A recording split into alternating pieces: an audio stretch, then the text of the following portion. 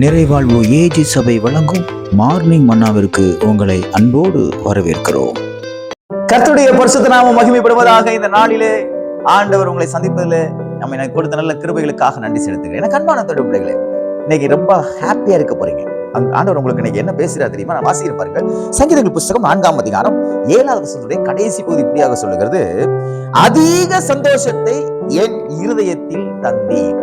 சங்கீதக்காரன் தாவீது சொல்றாரு, எனக்கு ரொம்ப சந்தோஷத்தை தந்திருக்கீங்க அப்படின்னு. என்ன இன்னைக்கு வார்த்தை கேட்கும் போது உங்களுக்கு ரொம்ப கோபம் வருதா?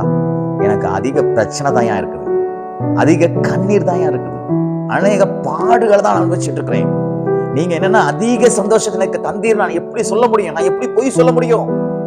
நன்றாக புரிந்து கொள்ளுங்க, நான் உங்களை பொய் சொல்லல.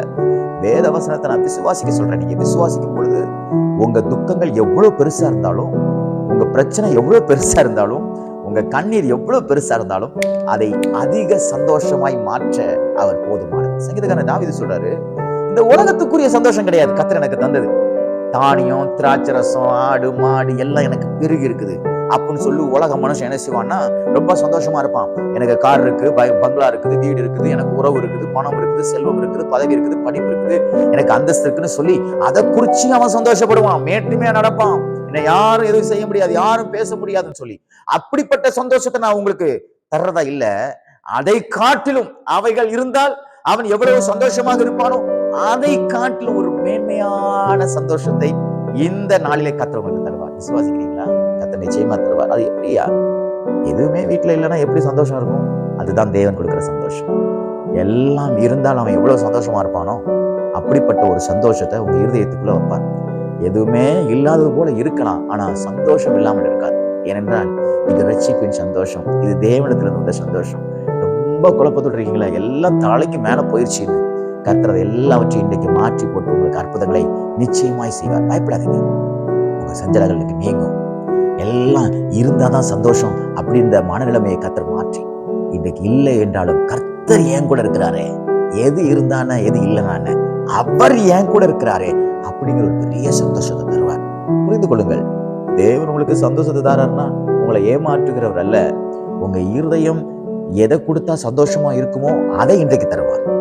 உங்க வாழ்க்கையில பெரிய மகிழ்ச்சி எதை செஞ்சா நீங்க ரொம்ப மகிழ்ச்சியா இருப்பீங்களோ, ரொம்ப சிரித்த முகத்தோடு இருப்பீங்களோ அதை இன்றைக்கு கர்த்தர் செய்வார். அதைத்தான் நான் மிகுந்த சந்தோஷமா இருக்கிறேன் என்று நீங்களும் சொல்லத்தக்கதாக இந்த நாளில கர்த்தர் உங்களுக்கு நிச்சயமா அற்புதங்களை செய்வார். எனக்கு அன்பான தேவ பிள்ளைகளே, நீங்க வேதத்துல வாசித்து கொண்டே வந்தீங்கன்னா நகோமியை பாருங்க, ரொம்ப துக்கத்தோட ரொம்ப கவலையோட இருக்கிறான்.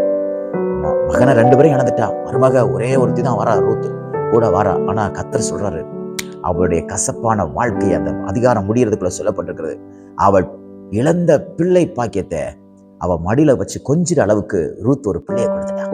பார்த்தீங்களா? எதையே சந்தோஷம் பார்த்தீங்களா? வாய்ப்பே இல்லைல்ல. அவ குழந்தையை பெத்தெடுக்க முடியாது, அவ இன்னொரு கல்யாணம் முடிச்சு குழந்தையை பெத்துக்க முடியாது, தரவும் முடியாது, அவ தத்தெடுக்க முடியாது. ஆனா கர்த்தர் பாருங்க, எல்லா வழியும் அடைக்கப்பட்டிருந்தாலும் ஒரு புதிய வழியை கர்த்தர் திறந்து ஒரு புதிய வாழ்க்கையை கொடுத்து, எப்படி ரூத்தோட வாழ்க்கையை கர்த்தர் மிகுந்த சந்தோஷத்தை கொடுத்தாரோ அதே போல கர்த்தர் இன்னைக்கு செய்வாங்க. வாய்ப்பு இல்லை நினைக்கிறீங்களா? வாய்ப்பு உங்களுக்கு இல்லாம இருக்கலாம், நான் பிரசங்கித்துக் கொண்டிருக்கிற தேவனுக்கு வாய்ப்பு இருக்கிறது. அவர் நிச்சயமாய் உங்களுக்கு மிகுந்த சந்தோஷத்தை கொடுத்து இந்த நாள் முழுவதும் மன மகிழ்ச்சியாலும் அவன் மனதில் மிகுந்த அவன் துக்கத்தை எல்லாம் இருக்கிறத எல்லாவற்றையும் எடுத்து போட்டு ஒரு மிகுந்த சந்தோஷத்தை தேவன் தந்து இன்னைக்கு உங்களை ஆசீர்வதிப்பாராங்க. இன்னைக்கு நீங்களும் சொல்ல போறீங்க, நான் மிகுந்த சந்தோஷமா இருக்கிறேன். சங்கீதக்காரன் தாவீது சொல்றார், இந்த நாள் உங்களுக்கு ஒரு சந்தோஷத்தின் நாளாக தேவன் மாற்றி கொடுப்பாராக. God bless you.